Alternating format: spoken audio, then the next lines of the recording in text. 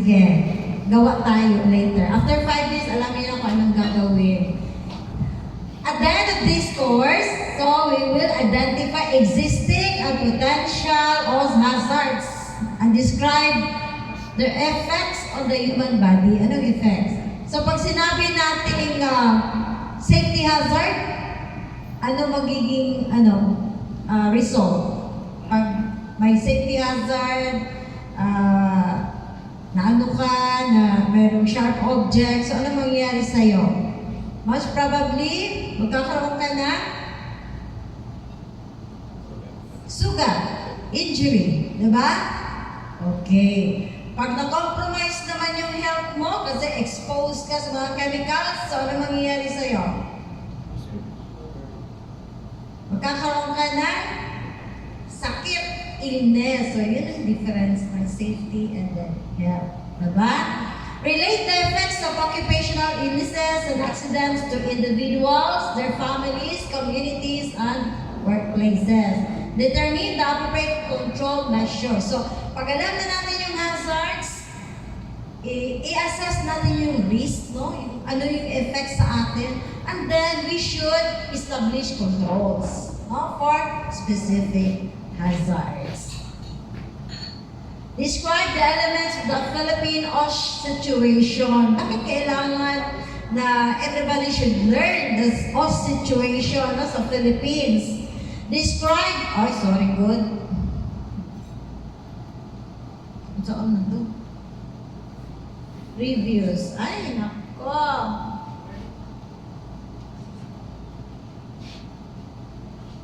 Paita. Okay, describe the rules and functions of safety officers. Ano ba yung trabaho ni safety officer in promoting a safe and healthy work environment?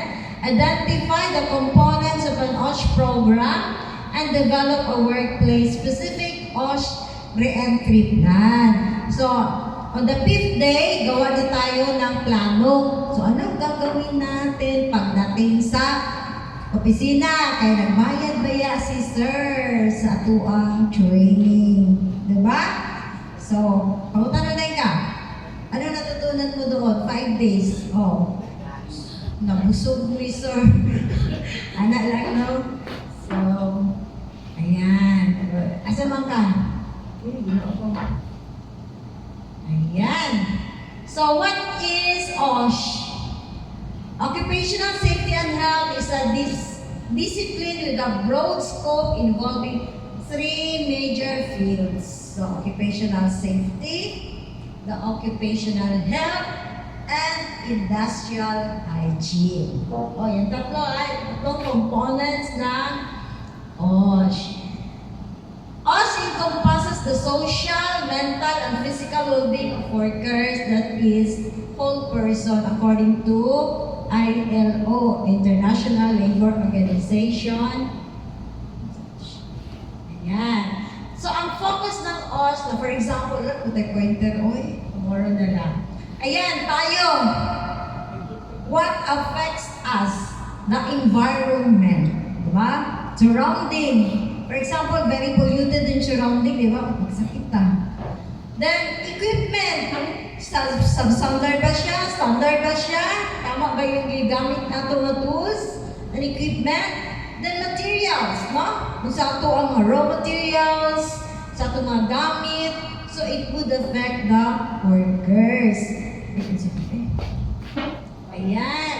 So, one yung framework sa basic occupational safety and health. So, we have why the need for OSH? Also, situation, there is a international situation and then the national situation.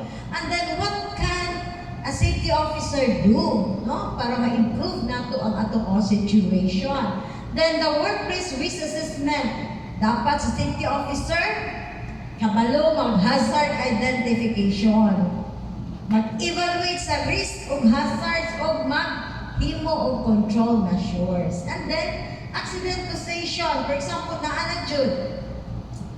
So, makain ka, my workplace is risky. Pati ako mga workers at risk. So, unsa man ang mga occurrences, unsa ang imminent danger situation, say hazard na din eh. Accident investigation, dapat nagpupuntaan na. So, si safety is also an investigator. Nakakita role ba, diba? And then responses to OSH issues and concerns, no? About OSH programming and legislation. Who is familiar with DO 198 or RA 11058? So naadid to ang mga violations, no, mga regulations unsa ang programa sa OSH, no? And dito andoon yung violations, penalty, for example, in a company nga wala imong safety officer, giingnan na kanidoli, wala ka jud ni tuman, so 40,000 per day. Diba? Pero buutan na si Dolly. And then pagka next year, wag pag yun, adihat na yun. Diba? So ayan, una lang ta. So what is 40,000 against 6,005, di ba? Oh, ayan. Then communicating OSH. So karon, pansin nato, medyo ulaw pa ta.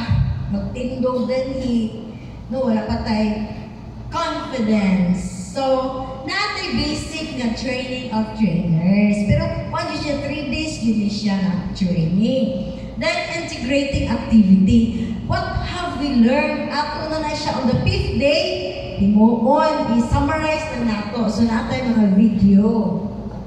Okay, so ang learning roadmap nato for today, we will learn, we discuss na po, BOSH framework, why the need for OSH, and then hazard identification. Day 2 is the work environment measurement, the medical surveillance, and the risk assessment. Mo na siya ang industrial hygiene, no? Then day 3, nag-aanta mo program unya lang later. Day 3, control measures of safety and health hazards, no? And then kung nanaging mahitabo, what is the role of the safety officer sa accident investigation?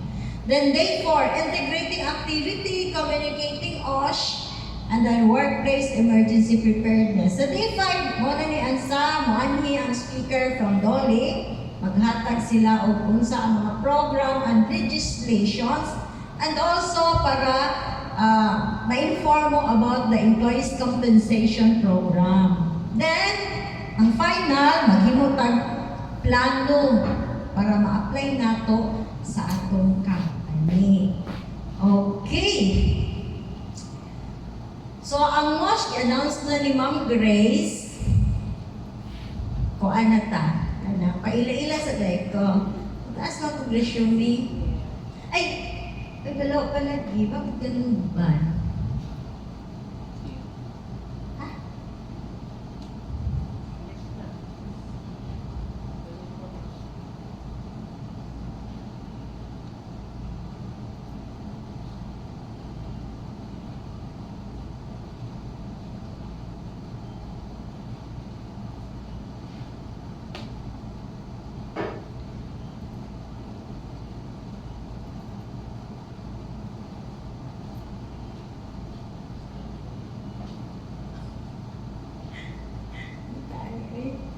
Ayan, si Judy Ann, diba? Hindi siya ako. Hindi siya. Hoy, pagtanong, asa naman eh? Ay, asa naman to? Di ko kabalo. Ayun sa mga computer na po nga. Di ko kabaloan eh. Ano ba yan, Bal? Kanang sa likod siya, Bal, dapat. Ay, di, pakita mo ko yung mukha ko, di, nasa likod ng picture ni Judy Ann. Kung ano na si Judy Ann, di, o sige, ako na lang, sige, assuming na lang, ha? At kita-kita niyo sa kunaong, ay na, di, tama na yan. Ibalik mo doon sa first. Isipin niyo na lang, si Judy Ann na yung kausap para malamian food mo. So, I'm a chemical engineer by profession. Ayan. Ganun ba, pag summarize na ako sa sa amuang kanang license number good, naisip ko, tigulang ibigay ko. Kasi sa amo ay, kung sa'yo na po siguro ko na license, kaya after graduation, namuwi ka na reviews sa among eskwelahan, ako yung review ba. So habang fifth year ko, ka-review na lang ko. And then, kahit taga Cebu man, Mindanao man ako, ko na mag-uwi. So, nag-take na lang ko sa review. And then, after sa graduation na March 19, March, April, pagka Mayo, nag-take na ko board exam. So, paspas ba? Seryoso, tigulo na gano'y 1-3. Ang duwa ka buot, 0011. Diba, Grace? Ayan. So, ako, ang contact number gilagay ko dyan kasi ako man mag-send sa inyong training materials. And then, any concerns, just, ayan yung number ko, or makapunta na taon niya.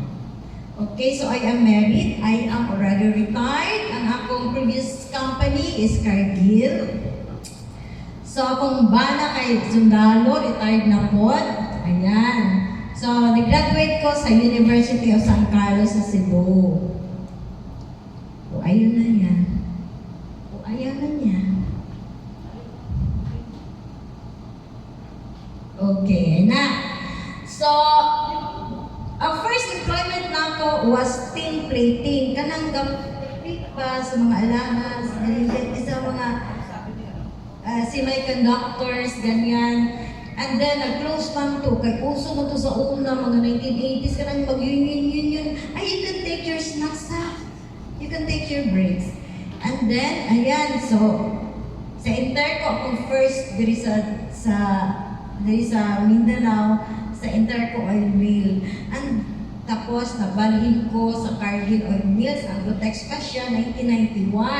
Pero di ba yung abunga sa Tumblr? 1991, imagine, wapay mga puno. Nangamatay ang daan ka ng mga sagbot gani.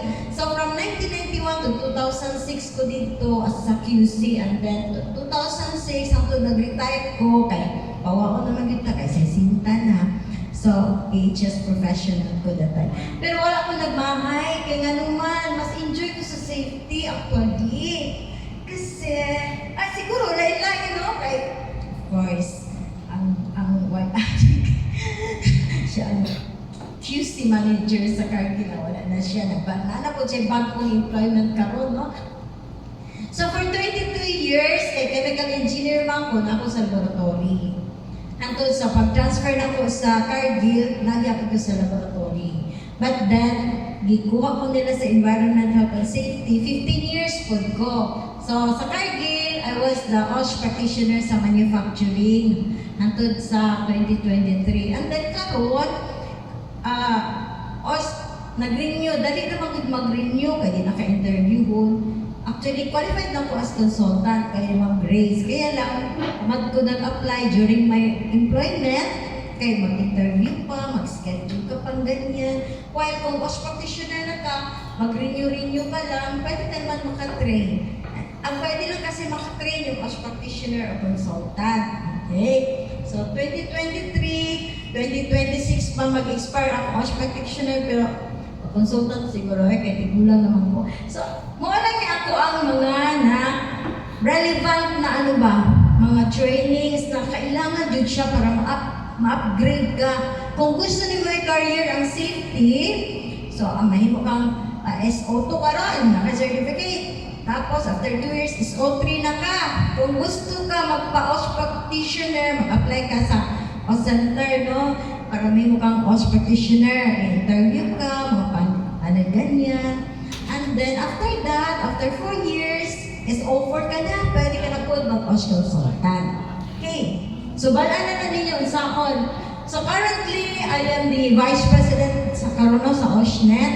And then, so, 2030 to 2024, wala, hindi nag-election ba? Secretary lang yapon ko sa OSHNet. And then, gina-call po ko sa OSH regional unit as trainer gihapon. I am also the current president sa Philippine Institute of Chemical Engineers sa SOC Sargent, Irino sa Region 12. And then, Pollution Control Officer. OSCA sa mga seniors na. Muna ako na-attend no, pero papaano God, so I am grateful sa akong company kay patungod ko niglaing countries para ma-enforce ang safety. So, naka-attend po ko sa through OSHNet, no? And then registration by Cargill. Ayan, sa Singapore World Safety Congress. And then, kanang HIRAC, SIFRA. Ang HIRAC, actually, ang ilangan dito sa Malaysia kay SIFRA. Ang HIRAC. Hazard Identification, Risk Assessment, and Controls. Construction Safety Specialist gyapon sa Malaysia 30 hours. Then sa nagkandak ang American Institute of Chemical Engineers sa Process Safety Malaysia gyapon. And then training pud ko kana para ma-enforce akong pagka-safety dito sa Indonesia. Ayan. So mo pwede ako mga trace na ako elaborate kay wala tay time. So daghan na siya. Hanggang na naabot ko karon, ang istorya na lang ko sa inyo. So dito na lang i-elaborate na siya. Pag-ila-ila lang gudta. So salamat and I hope maka-learn mong daghan karon. Okay. So mag-exam sa siguro ta while taking your break. Exam sa ta 5 minutes. Amati nana diya ilang exam ding baliw katag sa ilang pretest.